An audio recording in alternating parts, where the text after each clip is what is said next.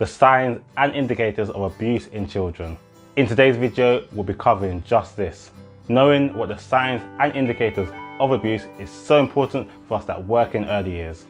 And realistically, it's important for us all to know whether we work with young children or not. The signs of abuse can be difficult to detect, though in this video, I hope to help you to be able to better identify abuse and recognize possible indicators. We will go over this shortly, but first, welcome to the channel.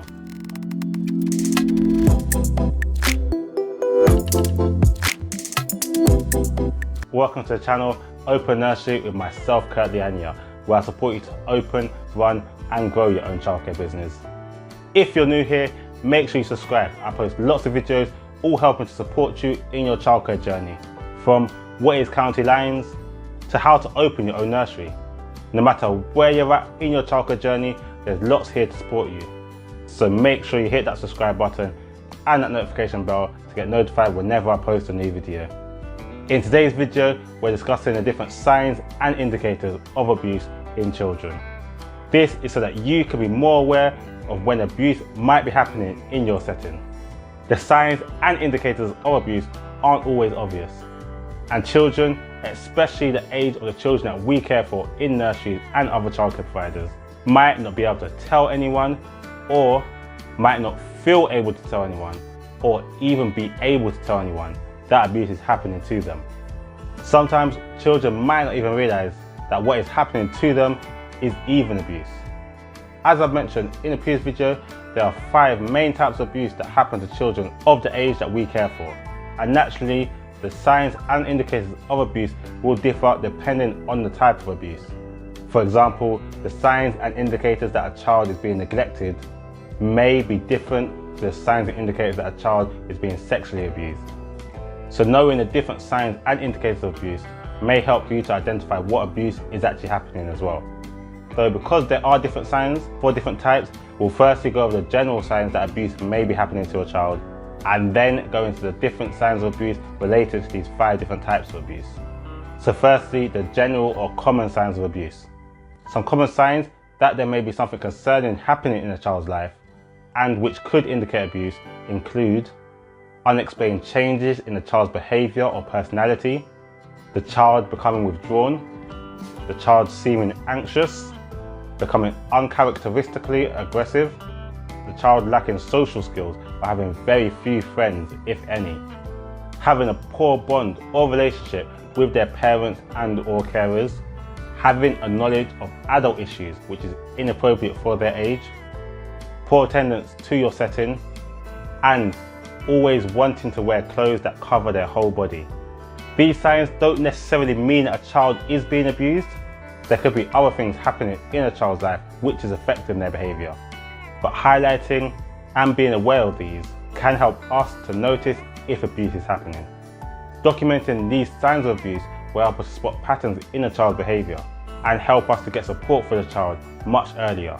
You may also notice some concerning behaviour from the adults or parents or carers in a child's life, which then makes you concerned for the well-being or safety of that child. As mentioned, as well as the more general signs of abuse, there are more specific signs of abuse linked to the different areas of abuse. So next we'll go over the signs and indicators that abuse may be happening in these different areas, starting with physical abuse. Now, physical abuse can include hitting, physical punishments, scolding, and inappropriate restraints. And signs and indicators of this kind of abuse include no explanation for injuries or an inconsistency of the account of what happened to the child.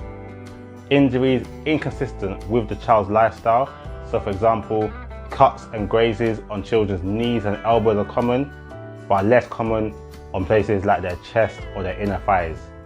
Other indicators include bruising, cuts, burns, and or any other marks on the body, as well as a loss of hair, for example in clumps, frequent injuries, unexplained trips or falls, subdued or changed behaviour, especially in the presence of a particular person, signs of malnutrition, and failure to seek medical treatment or frequently changing their GP.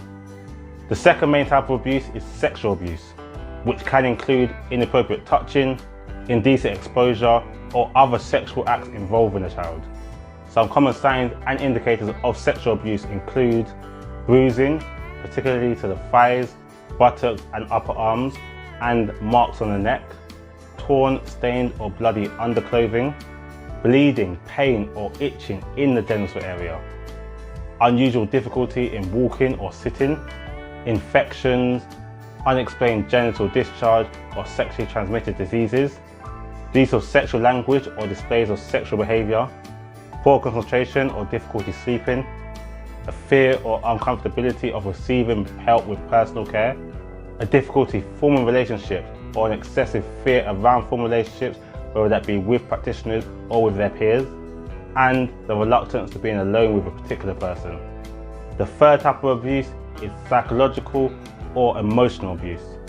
This can include the prevention of the expression of choice or opinion, bullying, and threats of harm or abandonment. Some signs and indicators of this abuse can include the child appearing withdrawn or not speaking when a particular person is around, a change in the child's behaviour, insomnia, low self-esteem, uncooperative and aggressive behaviour, a change in appetite which can include weight loss and weight gain, signs of distress, so for example tearfulness or anger. Another of the main types of abuse that we should be aware of in early years is neglect. Some examples of neglect include failure to provide or allow access to food, shelter, clothing, heating, stimulation and activity, and or personal or medical care.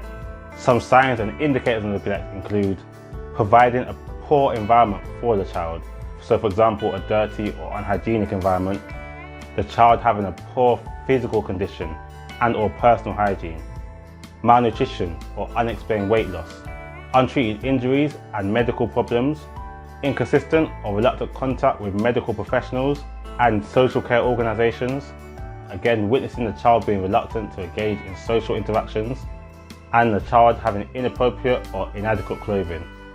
The final key type of abuse that can affect children in our care is witnessing domestic violence. The signs of this type of abuse are similar to neglect and emotional abuse and can include ambient feelings to either or both the abuser and the abused party, constant or frequent sicknesses, displaying frustration or aggression, inappropriate behaviours or social interactions whilst at nursery, so for example bullying their peers, and difficulty with learning whilst at nursery. They may also show more of the general signs of abuse as well, so for example being withdrawn. If a child displays any of these signs of abuse, it's important to report these as soon as possible. Just by showing one sign of abuse, it doesn't mean that a child is being abused, but by reporting any concerns early, it can enable us to provide support for the child and for the family as early as possible before things escalate or get worse. Sometimes we may not get the opportunity to see other signs of abuse, as abusers can be very good at hiding it. So by reporting concerns as early as possible, no matter how small, it will enable us and our settings to properly investigate matters and protect the children in our care. If you have concerns about a child, you should be reporting this to your nursery safeguarding lead or the safeguard lead of your setting. Failing this, you can report to your local council. Every council has a board which works together with a number of different agencies in your area. This is so that things don't get missed. So your concern about a child not attending nursery can combine with a doctor's concern about them not collecting medication and a health visitor's concern about a lack of clean clothing within the household. On their own, each concern may seem insignificant, but linked together may give the local council cause for concern and help to highlight any potential abuse, enabling the child to get support as well as supporting the family to get support if needed, which can help to prevent abuse and ultimately help to protect the child. But as with all safeguarding concerns, if you have any immediate concerns about the risk to a child, you should be reporting this directly to the police. But that's the signs and symptoms of abuse in children. If you want more support with your safeguarding, then check the playlist that's going to be coming on the screen shortly. I have lots of videos on there to support you with your safeguarding, from what is a prevent duty to find out more information about the different types of abuse. There's lots on the playlist and on this channel to support you. But also on the screen is a link to a safeguarding quiz to help support you and your staff. Just click the link on the screen to get access to it. Thank you for watching, and I wish you all the best. God bless.